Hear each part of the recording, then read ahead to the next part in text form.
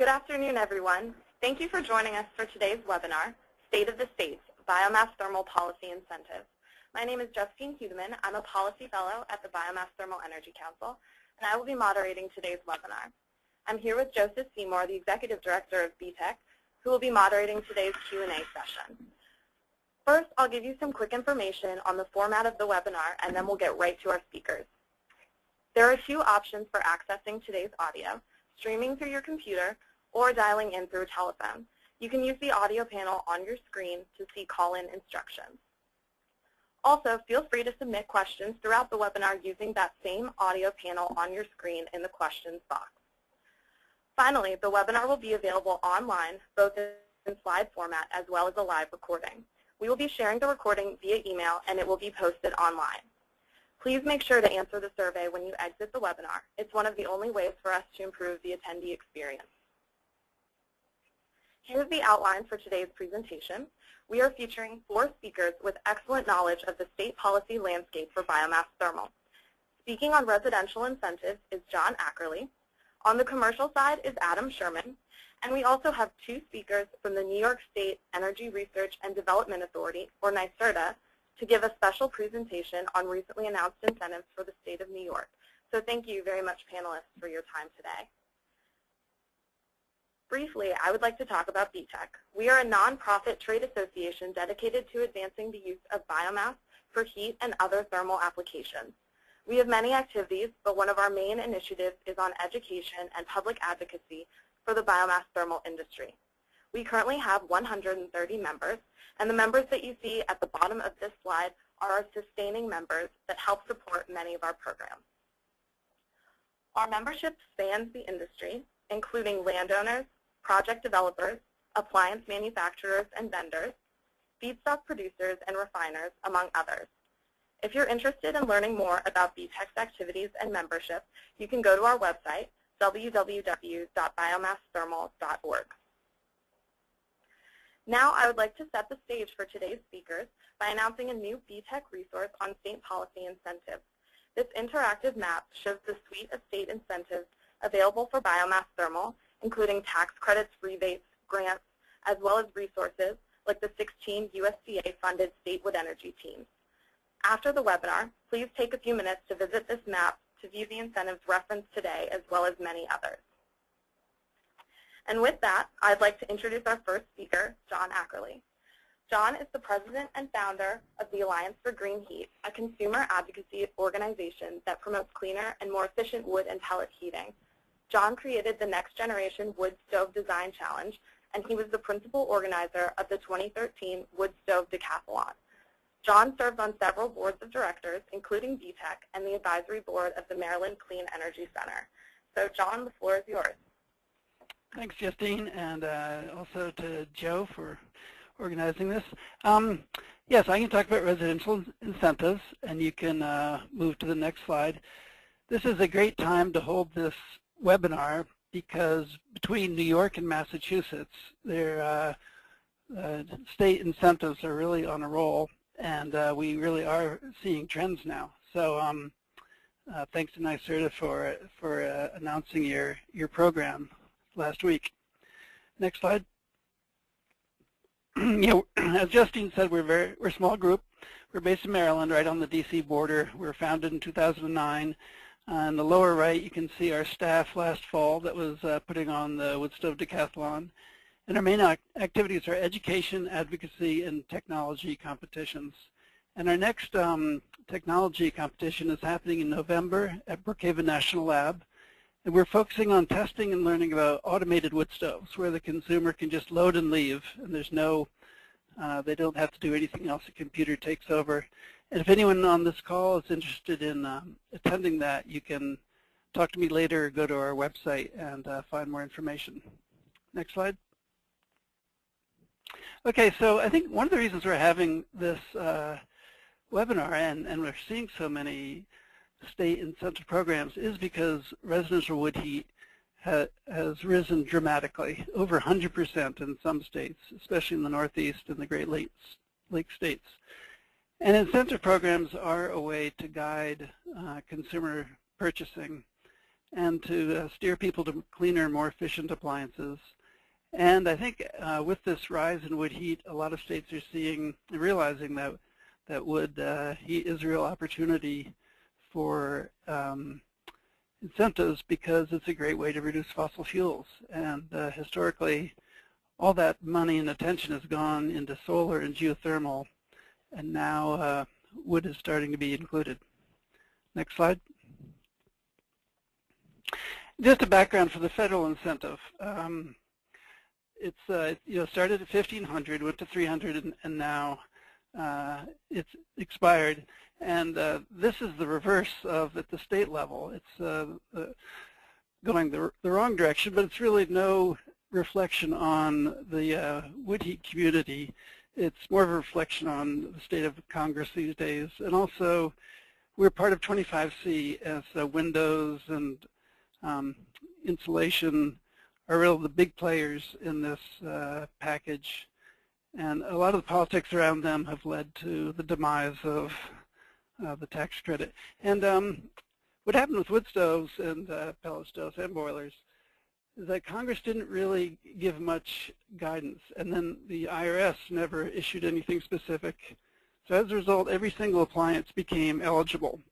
And this is, I think, one reason why I don't really see states using this as a model at all, and states are really having to craft their own incentives that'll serve their own purposes. Next slide. So, speaking of purposes, these, traditionally, I think government incentives are known for helping the consumer get over an additional purchase price for a more efficient appliance or for renewable energy. But when you get into wood heat, it gets more complicated, and they're really different purposes. And you see incentive programs around the country achieving different things. Some achieve all 4 of these objectives, and some may just achieve 1 or 2. But the most classic one is helping to launch a technology that is not cost competitive, like solar panels or automated pellet boilers. And you can see it's the New England states, northeastern states, which are really following that model. Some of the programs also help reduce pollution. So in Montana, Arizona, New York, you have to replace an existing old uncertified device.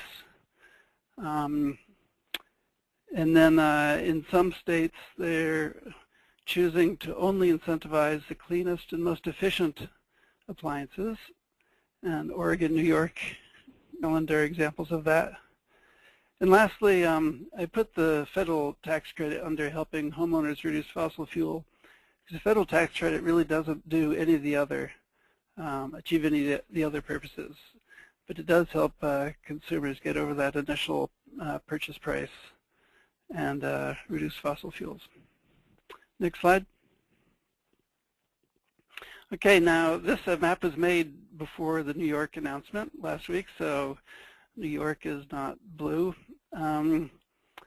So blue is for boilers and green is for stoves, and it's a very stark contrast. You can see that it's really the western states have been the area that's had the most long-standing experience with incentivizing wood stoves and pellet stoves.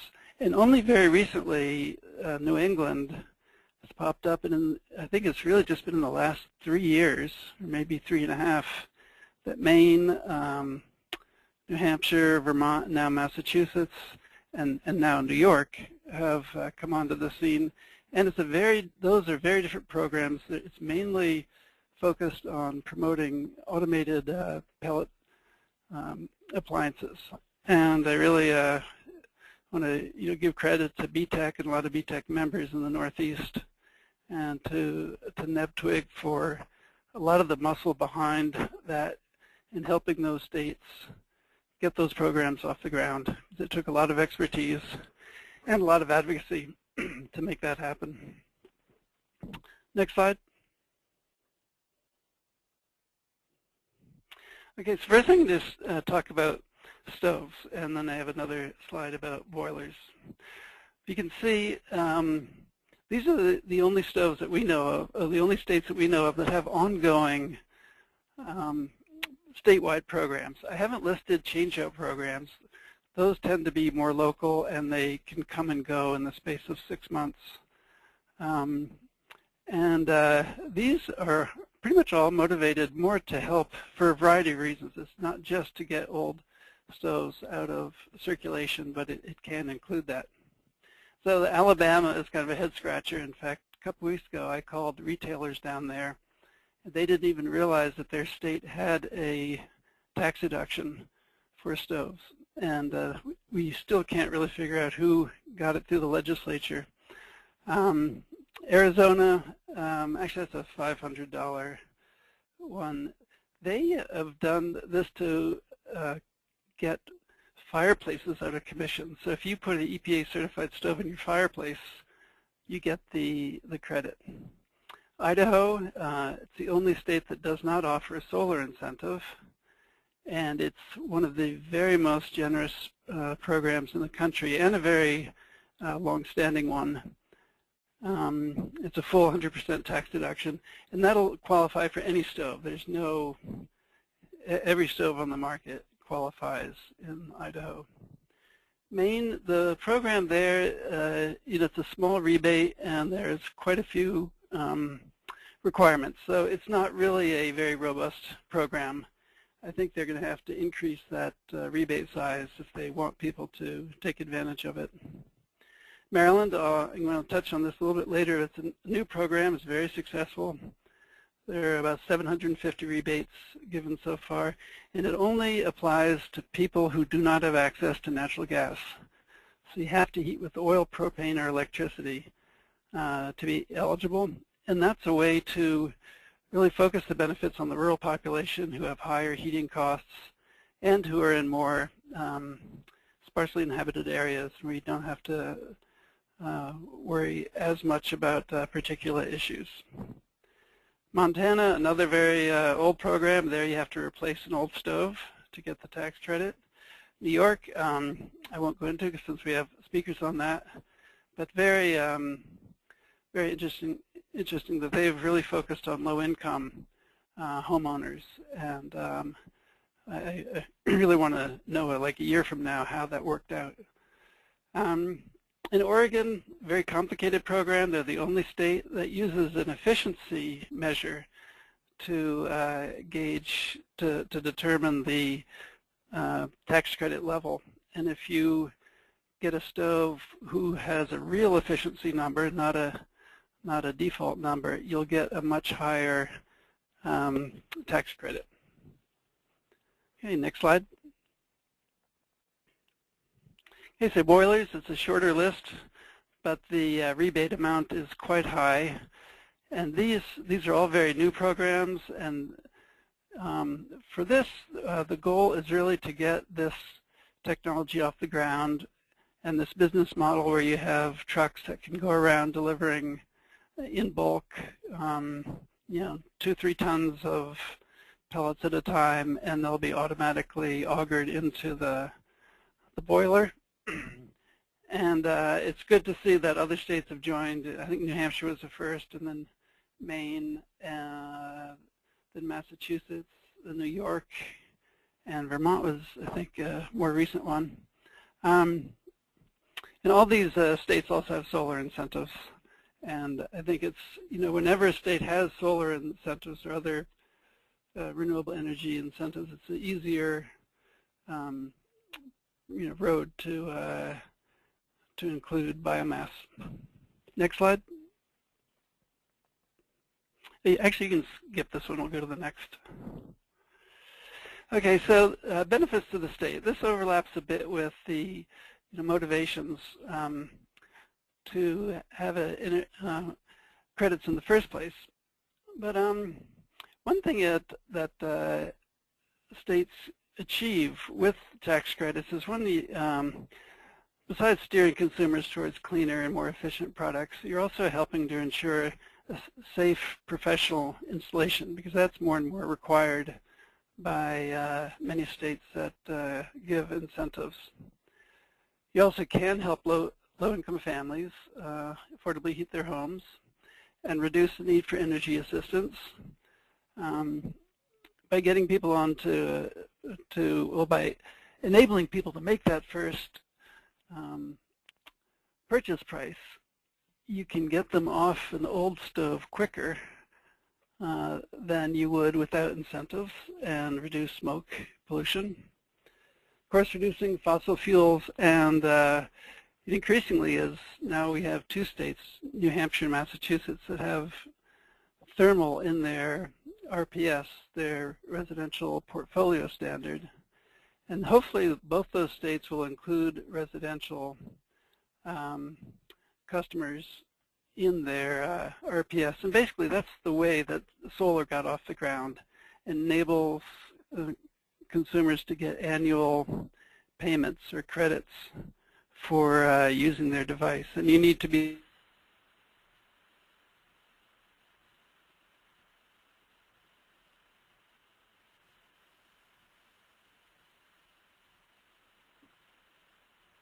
John, it looks like we lost you there.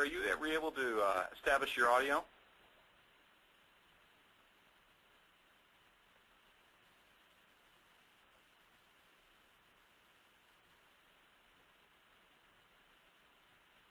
It looks like our speaker has dropped off for a moment. We're going to hold and wait for John Ackerley to come online. I appreciate your patience. We're going to wait one moment.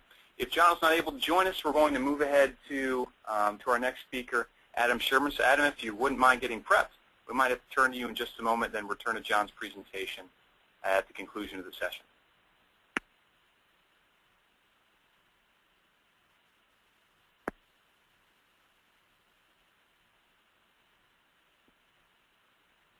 Okay, am I back now?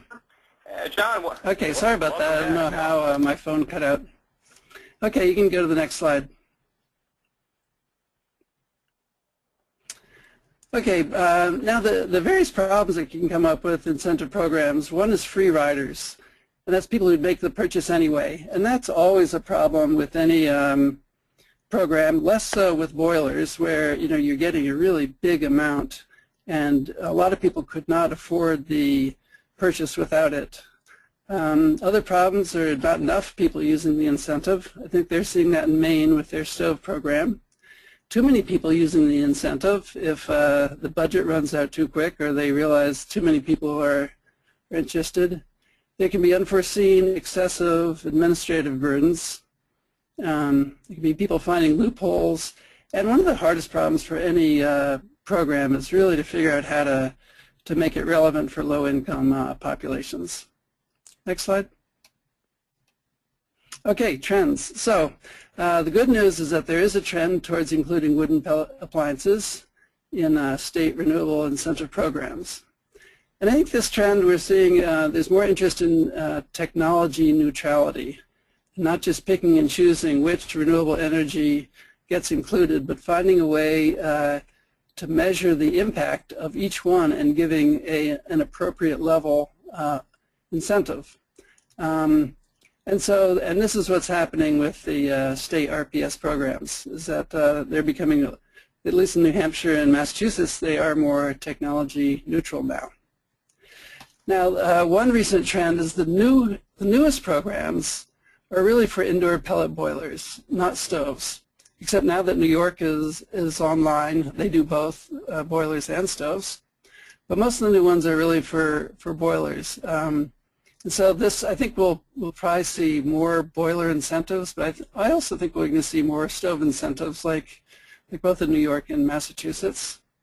Another trend is towards requiring professional installation, as Maryland and New York do. Some states do not require that. Home energy audits, I think we're going to see coming up in the future, especially with boilers, to make sure that the equipment is right-sized. We're definitely seeing most states requiring stricter emission limits in the newer incentive programs. Maryland uses 2 grams for pellet stoves, and New York does too, I believe, and 3 grams for wood stoves. I also think in the future we'll see minimum efficiency standards or requirements being part of programs, which is not very easy now. Oregon does it a little bit, but I think we'll see more of that. And also, some programs are starting to require dedicated outside air supply. Both Maine and Oregon do this, and it's not completely, I think a lot of people in the stove industry do not agree that it's always necessary or a good idea to require it. And next slide. Okay, yeah, just a little bit on the Maryland program. You know, they offered 700 pellet stoves and 500 for wood stoves. And as a result, 83% of the households chose pellet stoves instead of wood stoves. And about a third of the households with existing stoves turned in their old one voluntarily without any additional incentive. I think that's promising, and I think there's a lot of potential to figure out how to do more of that, because when you always require people to turn in a stove, it can gobble up a lot of money and administratively make it much more difficult. Next slide. Okay, you know, I'm going to skip this one, but just quickly. You know, stoves and solar panels, they both reduce fuel by about the same amount. Next. Now, I think here's we'll see a future of appliances like this and incentives that can help move them forward, where you can hook your stove and your solar thermal panels into the same hot water tank. There'll also be, you could incentivize pellet stoves that have distribution to other rooms in the house to ensure that this is the primary or sole heating source. Next slide. And that's the end. So I think I kept it to just about 20 minutes. And thank you very much, and I look forward to questions. John, thank you for your presentation. It was a really great and in-depth look at the variety of programs available and really all aspects of an incentive's impact. So thank you very much for that. If anyone has any questions from this section, go ahead and type them into the questions box, and we'll address them during the Q&A. So now we'll turn to the commercial side with a presentation by Adam Sherman.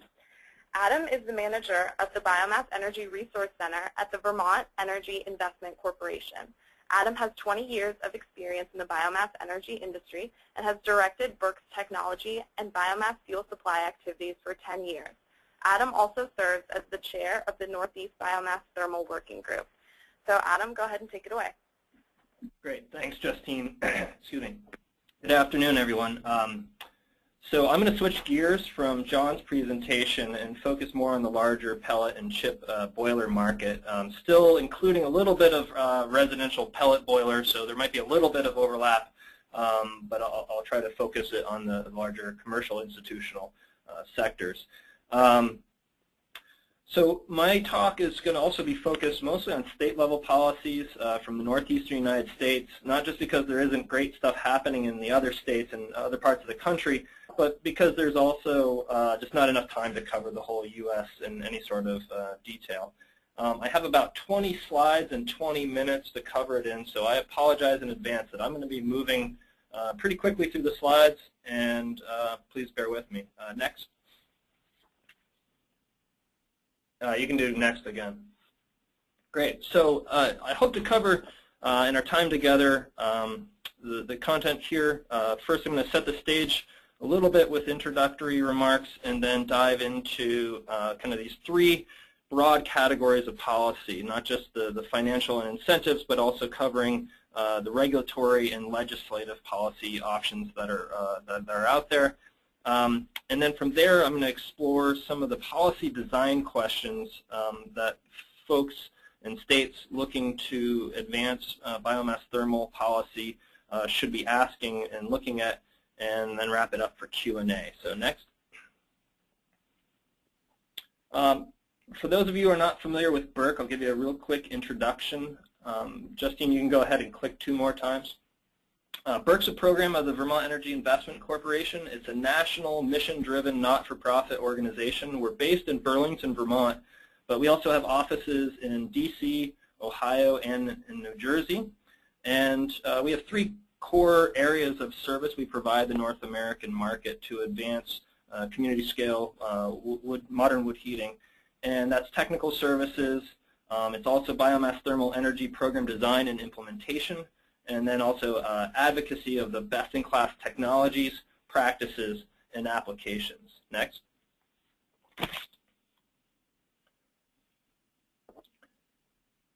So as Justine mentioned, I currently serve as the chair of NEPTWIG, which is a horrible acronym, but it stands for the Northeast Biomass Thermal Working Group. And it's a group of industry and advocates in the Northeast that are pushing to expand the use of modern biomass thermal energy in the region and to share ideas and information from state to state to achieve better state-level coordination, and especially on policy-related matters.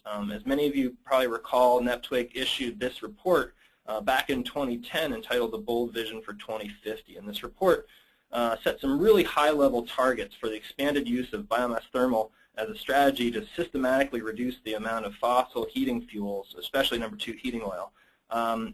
More specifically, setting a target of getting from where we are back in 2010 from 4% use of wood heat to over 18% in the year 2025. So in the time since this report, NEPTWIG has been actively plugging away at achieving this vision. Next. So my presentation today is really, it's largely based on a report that BERC released at the end of last year, and this report provides a review of all the various state-level policies related to and affecting the biomass thermal energy sector. We specifically looked at the five states of New York, Vermont, New Hampshire, Maine, and Massachusetts. And my presentation today is really an executive summary of that report. So if folks are interested in diving deeper into the content that I'm flying through today, please follow the link that's listed here on the page, or just go to the publications page of the BERC website. I should also acknowledge our partners on this study, the Northern Forest Center, provided the funding for the work that we did as part of a broad regional initiative that was funded by the U.S. Endowment for Forestry and Communities. Next. So the first step in diving into exploring how biomass thermal energy can fit into existing state-level energy policy is to look at each state's energy plans and see what targets have been set already, and see where there's a port of entry with the existing targets, and to understand whether the targets are only for the electric sectors or if they do include total energy targets, including thermal energy in part of that total energy mix of electric, thermal, and transportation. And then also whether there's a parallel carbon reduction target that's been set, and that oftentimes is where biomass thermal energy might be a better fit of how to plug into that mix. So as you can see in the table presented here, we have most of the states in the region that we're looking at. It's mostly for renewable electricity, and Vermont's a little bit of the exception because they do have total energy targets. But I think, again, the carbon reduction in the absence of total energy may be the best port of entry. Next slide. So diving into the regulatory policy component, one of the first places we should take a look at is really with forest management, because that's where the policy framework starts with the start of the fuel supply chain. And I'm not going to linger on this slide too long because there's a lot of content there, but it's important to know that this area, there's a lot of regulations, they're complex, and they vary widely from state to state, and they do really have a pretty significant impact on the biomass thermal sector. Everything from property tax incentives for the forest landowners, the best management practices that the foresters and the loggers have to comply with, heavy cut laws, whether there's professional licensing of the foresters in the state, and whether there's professional licensing requirements on the loggers, and then also state-by-state requirements on biomass harvesting guidelines. That last category probably applies more to the power plants and their appetite for whole tree chips from whole tree harvesting, but still has an impact on the thermal sector. Next slide. So switching gears over to regulatory policies related to air emissions, this slide kind of gives you a sense of the wide-ranging requirements from state to state, both on the thresholds where you have to go through a state-level permitting process on air quality, and then also what the specific limits are for PM. So this table really just shows that there is a wide range. It's not to say it's good or bad, but it makes things more complicated when you're doing business from state to state. Next slide.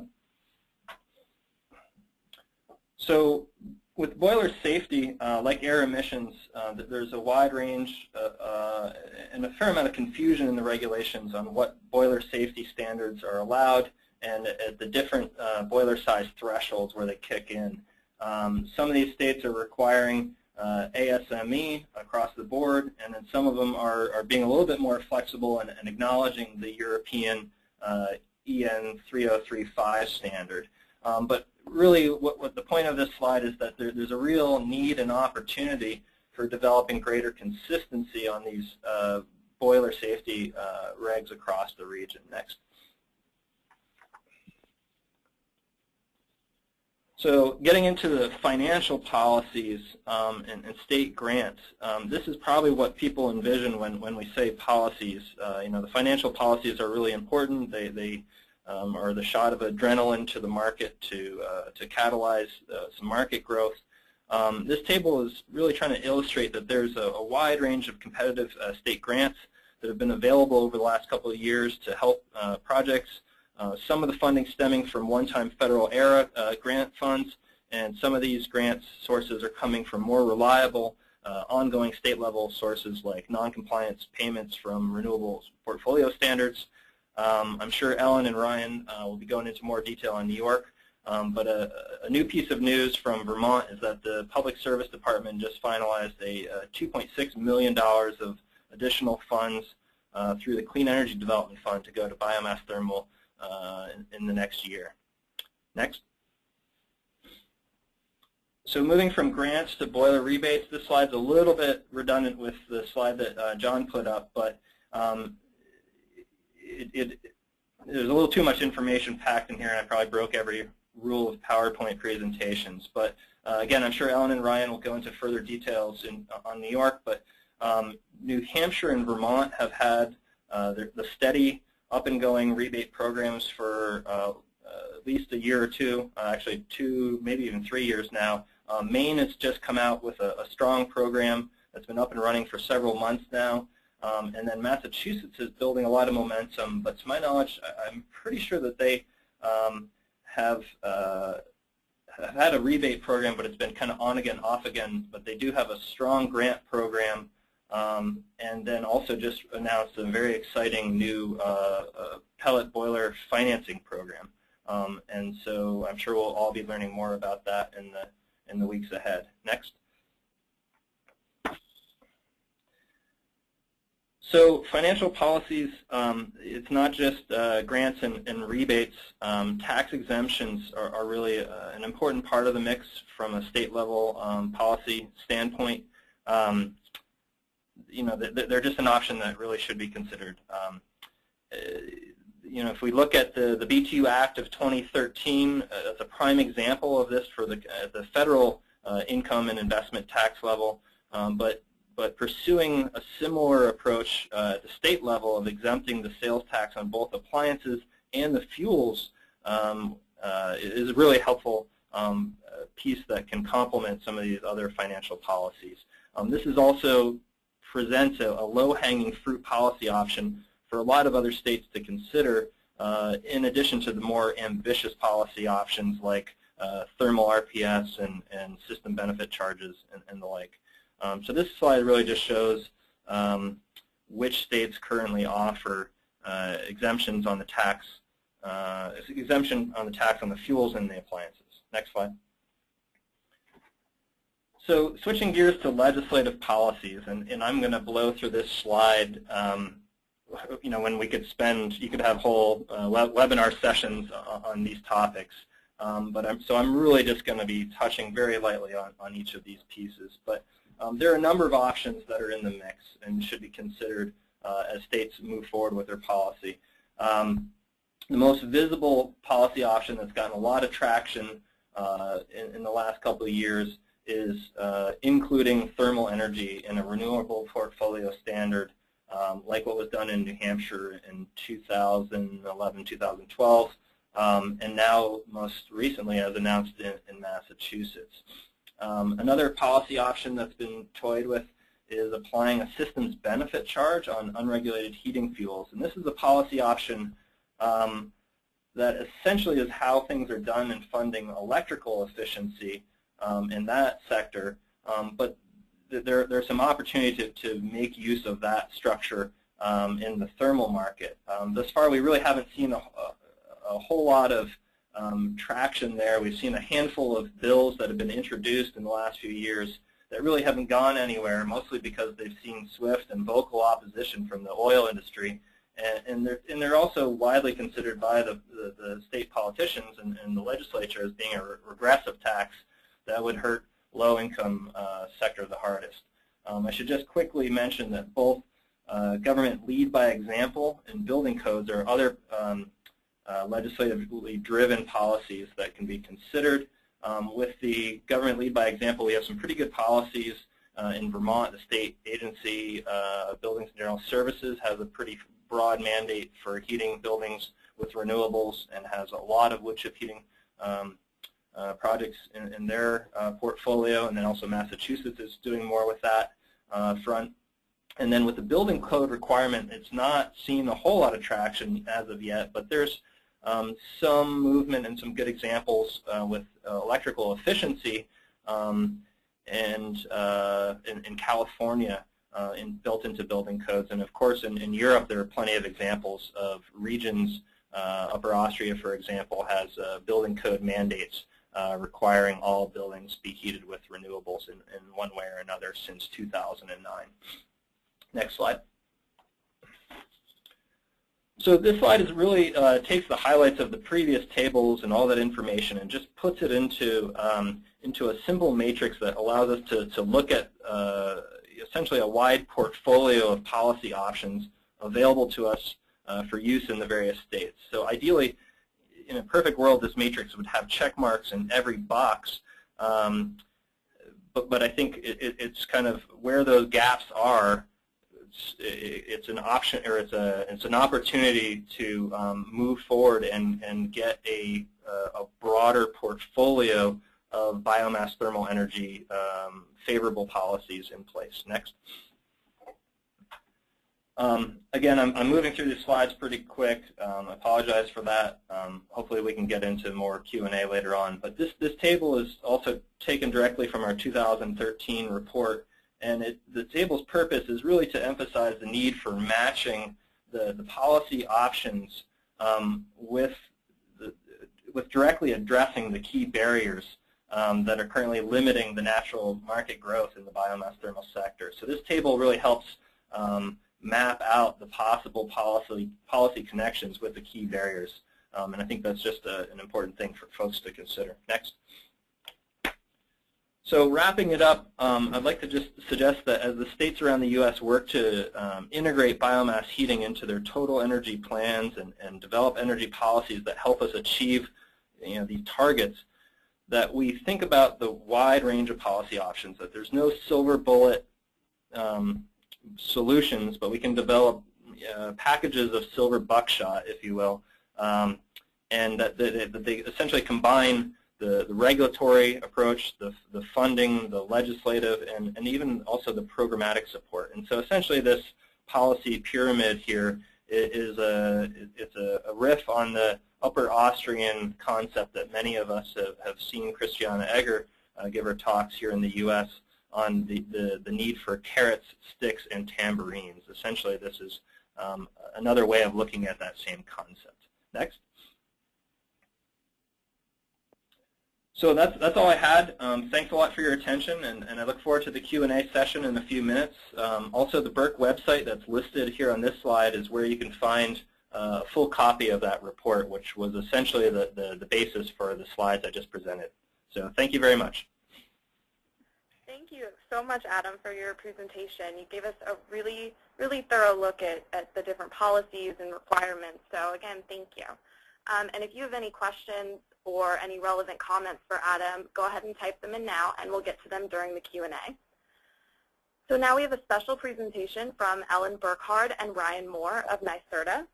Ryan Moore is a project manager with NYSERDA focusing on residential energy services, and Dr. Ellen Burkhardt is a senior project manager with NYSERDA's Clean Energy Research and Market Development Group.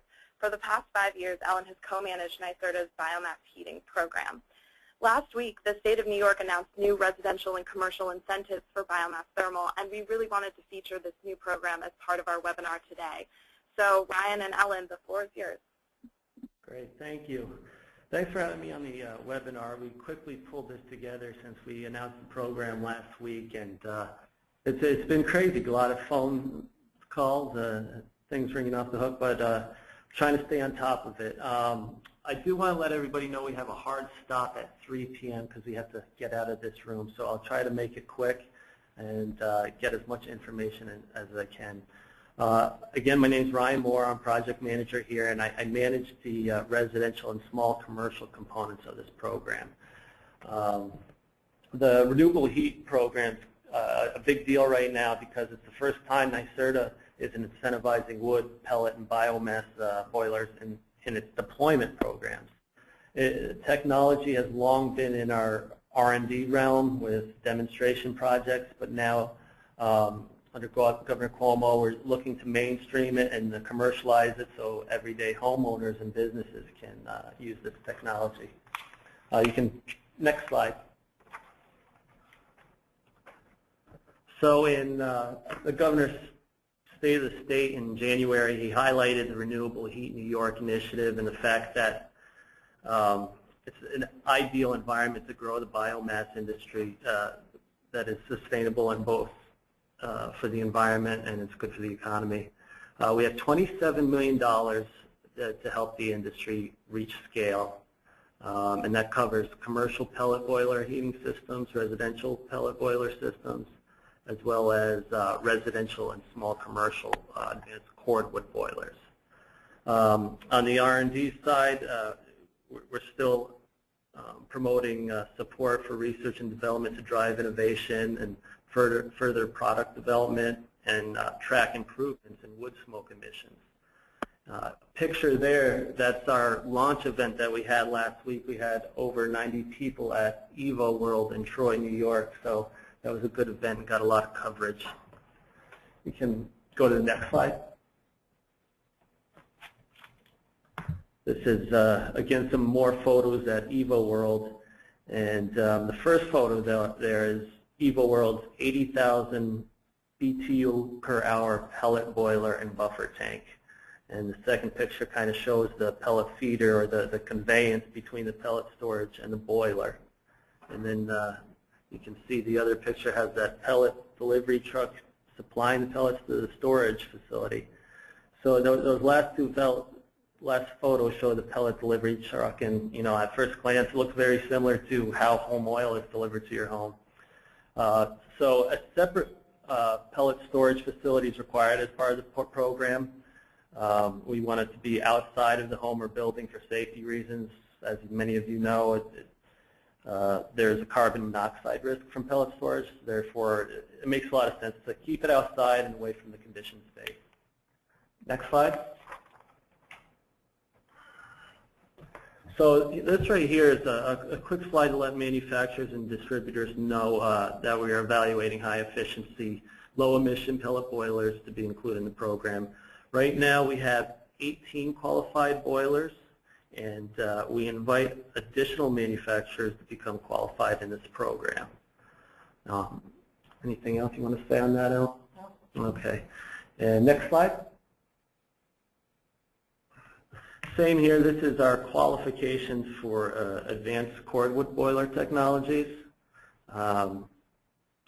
low mass volumes, sensors, and it's got to pass the Brookhaven National Laboratory partial thermal storage test method, and it's also got to be approved by the DEC. Next slide. So for our incentives for large commercial projects, it's basically based on the size of the system. So anything larger than 300,000 BTUs per hour, NYSERDA will provide 20% of the installed cost with a maximum incentive of $100,000. And if you want to put in a tandem boiler system, we'll provide up to 25% of the installed cost, and that's up to a maximum of $150,000. And there's a link at the bottom of this. I know it'll be available on the website, but it shows the eligibility requirements for the large commercial boilers and how to get on that list. And next slide.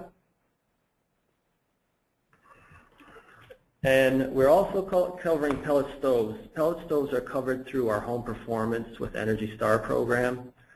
And the following are incentives for a primary residence without natural gas. And without natural gas service means basically there's no meter at the house.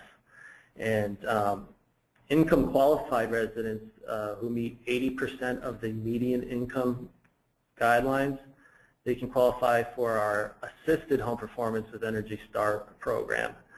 So they get additional incentives for putting in the pellet stoves.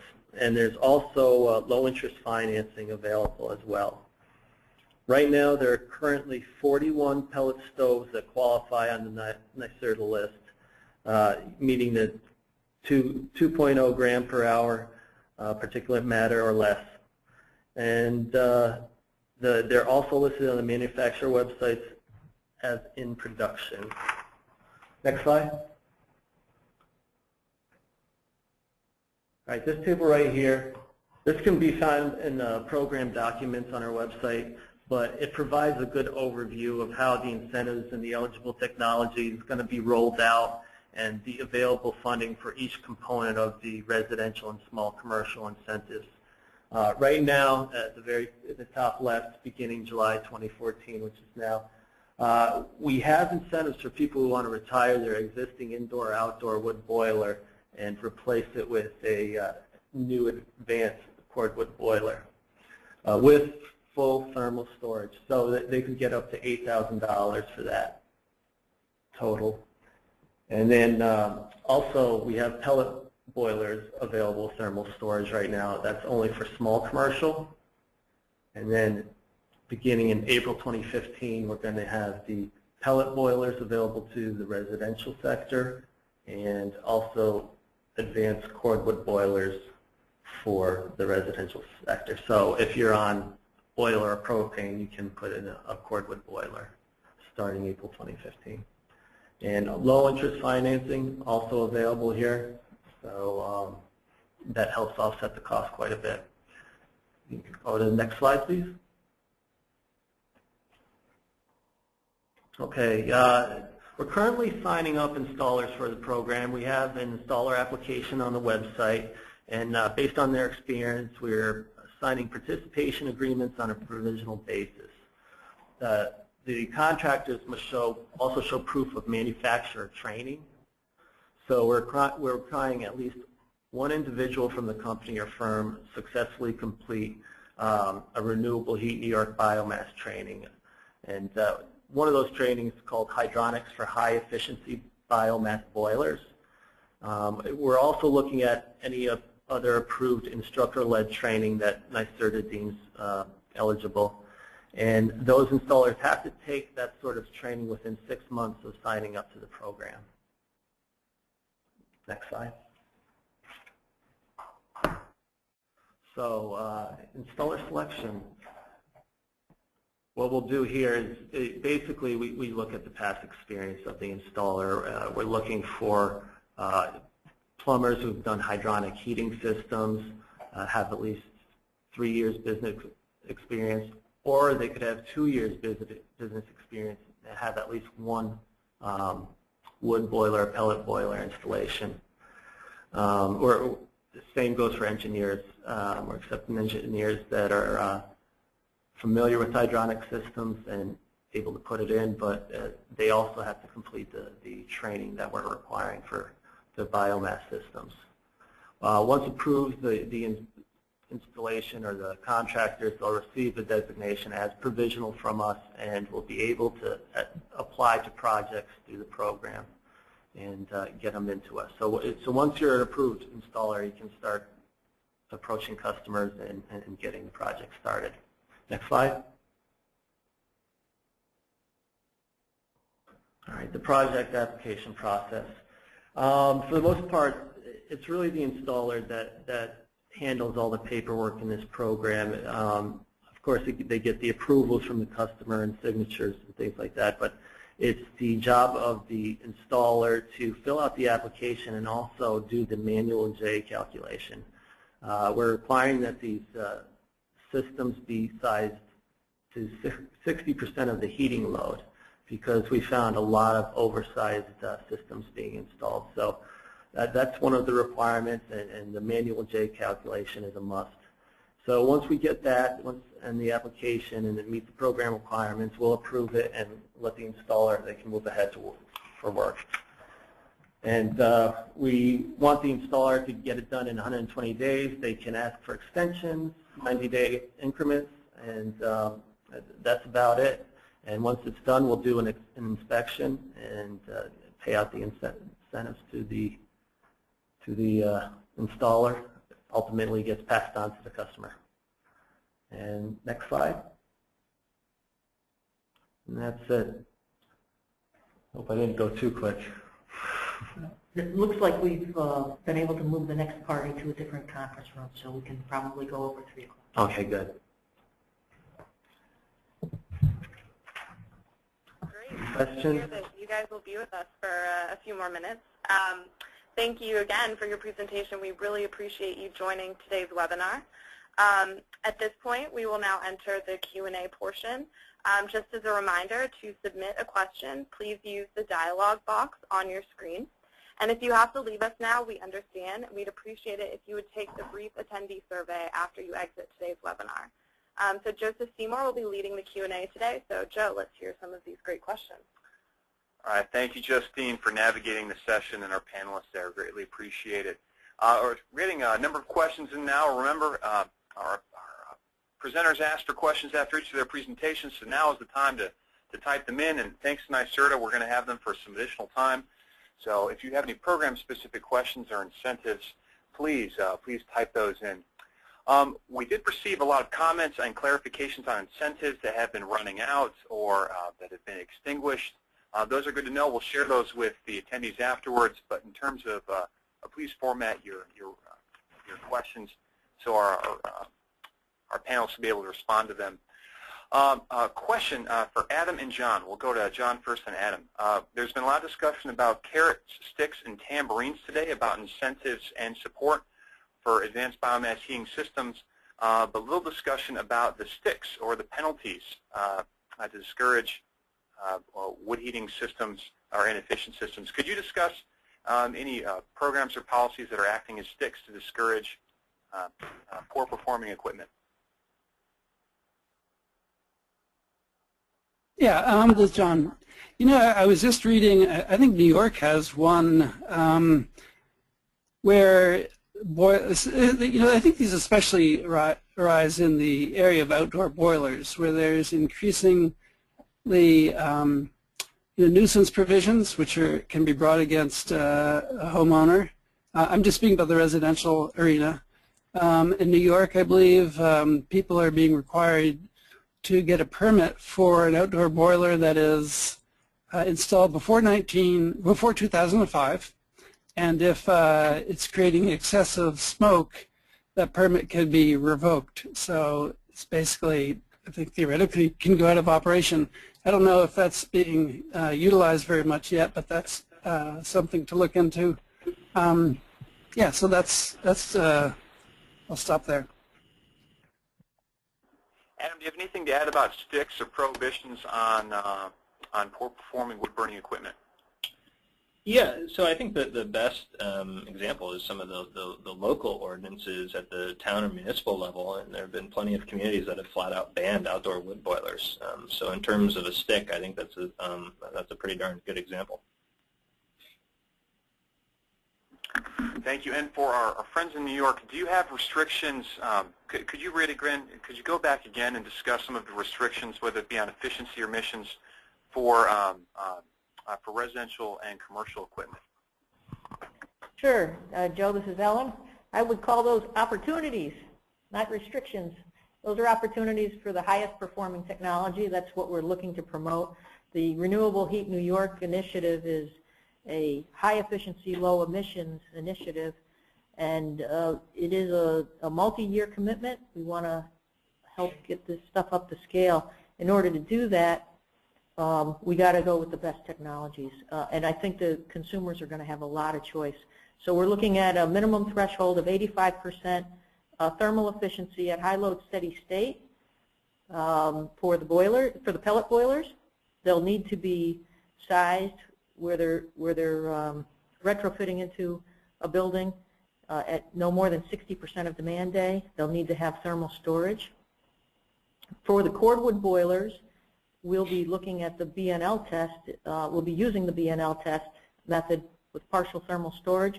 That is a very different type of test. That is the entire burn cycle. So it gets startup. It has a cold start piece of that, the high burn and the burn out. So it's much more similar to the annual fuel use efficiency that we use for oil and propane and gas when we talk about Energy Star products. So that's the lowest level efficiency is an annual thermal efficiency of 60%. And then it has to meet the DEC regulations, which is 0.32 pounds per million BTU.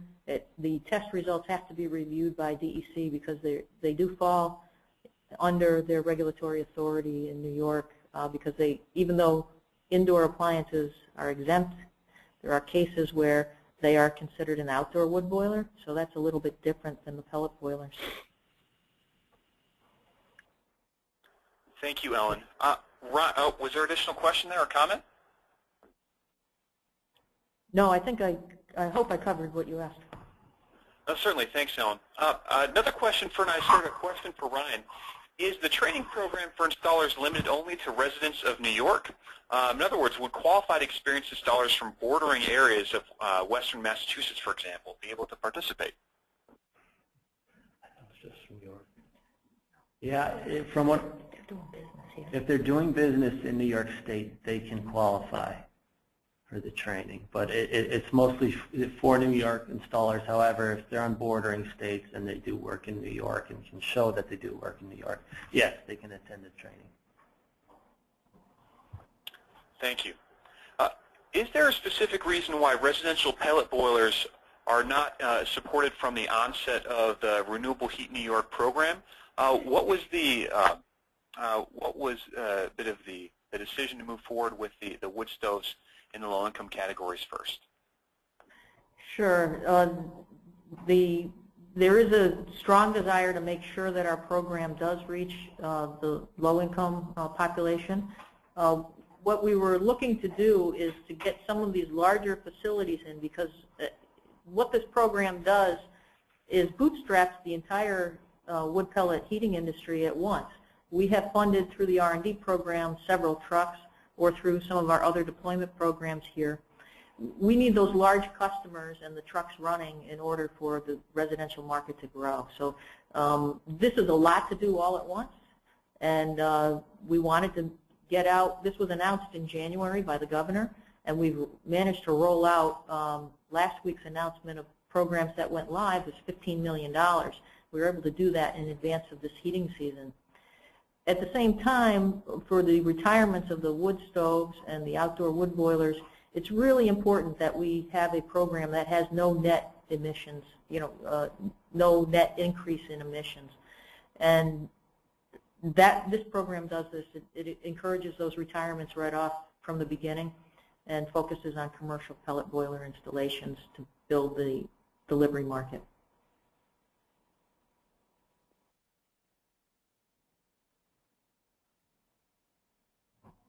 Adam, Ellen, thank you. And Adam, what do you think the key role of government is in supporting biomass heating, given your 2013 report and your perspective in the Northeast?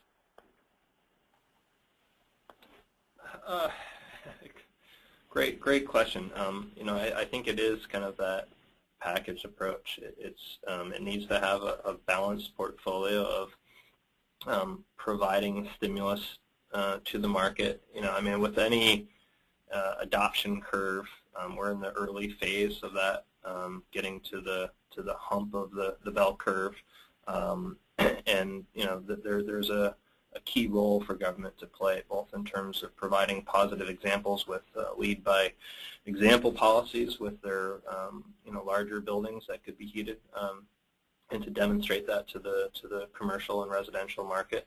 But I think the incentives and creating financing and regulation that sets the bar high enough and strives for the best-in-class technology and applications and practices. So I think there's a strong role, but it has to be well balanced. And as with all things, the devil's in the detail and how you do that. John, do you have anything to add to the government's role in incentivizing biomass heating or in that market? At the residential level, I think it's, like I said, I'm very interested in the NYSERD experience because most programs have not been able to reach many low-income people. So I think the programs really need to look at how to do that. And I think one interesting way is to team up with LIHEAP, the low-income heating assistance programs, and reach populations that are already getting state assistance for heating fuels. Thank you, John. For Ryan and Ellen, for DEC-approved cordwood boilers may already come with thermal storage. Will those units be eligible for the incentive as part of renewable heat renewable heat NY, or will those the DEC-approved cordwood boilers require additional thermal storage? All the boilers, the cordwood boilers for this program must have been tested on the Brookhaven National Laboratory test method. And the reason for that is it burns cordwood, not cribwood. It gets the entire duty cycle. And while we're not setting sub-burn category limits, we are tracking them. So we are very interested in what PM and carbon monoxide are doing in startup, in steady state, and in burnout, because we think over time, as these units get more sophisticated, we're going to see really interesting innovation in those subcategories. So yes, it would need to be tested on the BNL method. Thank you, Ellen. A comment and a question. It's been really interesting to see combinations of biomass with heat pumps or solar thermal being mentioned.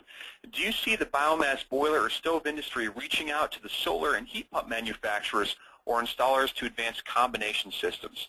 John, let's start with you on the residential side. Are you seeing any cross-industry relationships building around combination systems? Not so much.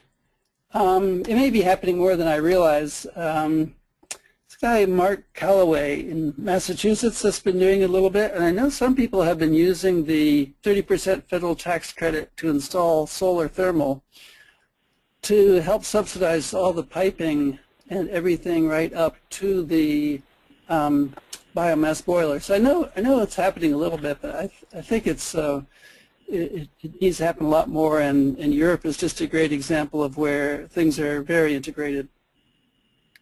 Joe, this is Adam. I'd piggyback on what John said and just point out that we actually, in Vermont and throughout the Northeast, we're seeing dozens of systems installed at kind of the commercial institutional level where solar hot water and pellet boiler packages are very much on the market, and they are enabling through the combination of a buffer tank and mixing of the solar hot water and the hot water supply from the pellet boiler system to further reduce the sizing of the pellet boiler. And they are now, 2-3 years ago, it was kind of, you had to cobble these systems together to get them to work properly and effectively, but we're now seeing more offerings from vendors where it is a integrated package where you have the control technology to interface properly your biomass system with your solar hot water system. So we're seeing great progress on that front. With heat pumps, you know, I haven't seen a whole lot of collaboration. I think a lot of people in the industry feel like that it's a threat to the market or to the sector. You know, I think there's ways in which, you know, when you look at the scale of our reliance on heating oil and expensive fuels like oil and propane, you know, it's not an either or in pitting one technology against the other. There's plenty of market share if we're trying to dramatically reduce the amount of heating oil and propane in the region. There's just so much opportunity, and they don't need to be competing with each other necessarily. There's a time and a place for both. Thank you, Adam. Ellen and Ryan, given the focus on incentivizing, putting additional program funds towards the expansion or the higher adoption of wood energy systems or biomass heating systems in New York, what thought or analysis have you given to any increases or decreases in air emissions associated with the expansion of the biomass heating systems, and how did that impact your the program structure and rollout? Sure. We have focused a lot on evaluation of technologies over the last 8 years. We have heard the concern from public health agencies about increasing particle emissions, especially at locations such as schools and hospitals, given the sensitive population. We are also aware of what's going on with the Clean Air Act, and it will be revisited periodically, and the PM ratchets down, the ozone ratchets down, the limits that are allowed. The health science is pretty clear about the relationship between PM and health effects. So it was very important that we tried to achieve all of New York's policy goals, and NYSERDA has not only an energy efficiency mission but environmental, and we are engaged heavily with the other agencies in New York on these issues. So we've gone with what is the top tier of technologies. Usually that's the top 25% or so to be technology forcing. We know that there's a lot of innovation occurring even in the pellet boilers currently. We want to try and solve some of these valley effects that we have seen, and also some of the neighbor-to-neighbor impacts. And so that was the reason for supporting the retirement program so heavily. We still are doing a lot of R&D in evaluating emission control technology. It would be nice to say that if we put a pellet boiler at a school, we would have no net increase in emissions. We're not there yet without emission control technology, but we are doing the best that this technology will, and we'll be more informed in a year from now on an emission control technology that has a low operating cost, a back-end condenser economizer that's being tested right now at Clarkson University. I hope that answered your question. It does. Thank you, Ellen. We also had questions on residential emissions. Residential emissions limits. An important item to add to the sticks that were introduced earlier is that the Environmental Protection Agency is required to produce an updated new source performance standard, an overhaul of wood stove emissions regulations for the first time in nearly 20 years. Those new regs should be out in February of 2015. They do, for the first time, include hydronic heaters, so indoor and outdoor hot water heaters using wood as well as pellet systems. So more details on federal emissions limits in the upcoming months. John Ackerley and Adam, what stove and boiler incentives or biomass heating incentives do you see on the horizon, or what discussions have you been a part to that could be part of the next wave of incentives or policy supports? John, any thoughts on the future of incentives on biomass heating systems? Like I say, I think the future will see more energy efficiency programs looking at using the efficiency of pellet stoves as a requirement. I think there's a good chance that more home energy audits could include a recommendation to, or a pricing out the option of a pellet stove or a pellet boiler to help families get energy costs under control. So those are a couple. Adam referred to PACE, the property assessed clean energy loans. Those, I think that could kick in some states, and that will attach the price of the unit to your property tax. So even if you sell the house in 5 years, you don't have to pay it. The person who buys a house pays the rest of that. So I think some things like that are very likely, and I think will be helpful. Adam, do you have anything to add on the future of biomass thermal incentives at the state level for commercial? Yeah, so I mean, a couple of things. I think that there are a number of states that will be ramping up the level of incentive in the years to come.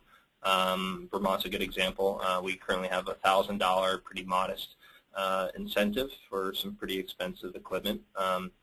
And we're now seeing and exploring new opportunities to use ongoing, not one-time funds from Ford Capacity Market and from RGGI funds that come into the state to take a larger portion of those funds and put it towards this so that it's not kind of the peaks and valleys, stop go with incentives. So I think there will be some move to hit the sweet spot for the level of incentive, but I also think kind of down the line that incentives, couldn't or shouldn't be the only option looked at. I think creative financing, when you look at typical cash flow analysis for everything from residential to larger commercial institutional projects, looking at cash flow analysis, something as simple as getting longer financing periods or slightly better interest rates can change a project that with debt service carries first-year negative cash flow to first-year positive cash flow. And that tends to be a good metric to evaluate what is the optimal level of incentive and what's most effective. You can get there from different angles. You can use incentives, but you can also just offer better financing. I think Massachusetts' program of low, no interest financing over a longer period of time is a great example of that. They're coming at it from a different angle. Thank you, Adam. Looking at the time, we're about 3:15. I want to thank we've got a few remaining questions, but we're running out of time. And I want to be respectful of our panelists as well as BTEC staff. So with that, I want to thank our panelists. I'm going to hand it over to Justine to wrap up the session.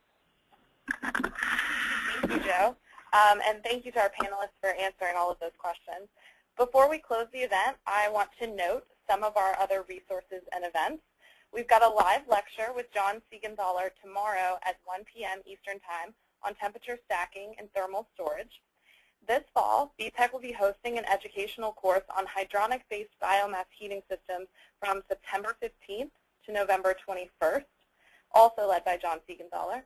The second annual National Bioenergy Day is on October 22nd of this year. And finally, the Collaborative Stove Design Workshop will happen from November 7th to 11th in Upton, New York, and is organized by one of our very own speakers today, John Ackerley. You can find out more information about all of these events on our website at biomassthermal.org/events. If you are interested in becoming a member of BTEC, please email info@biomassthermal.org or go to www.biomassthermal.org for more information. We have 130 members representing all sectors of the industry, and you can access many more educational resources and get more involved in promoting the biomass thermal industry. Finally, this webinar will be available online within the next few days, and we'll make sure you receive the notice. Again, a very special thanks to our speakers and to all of you for attending. This concludes the webinar.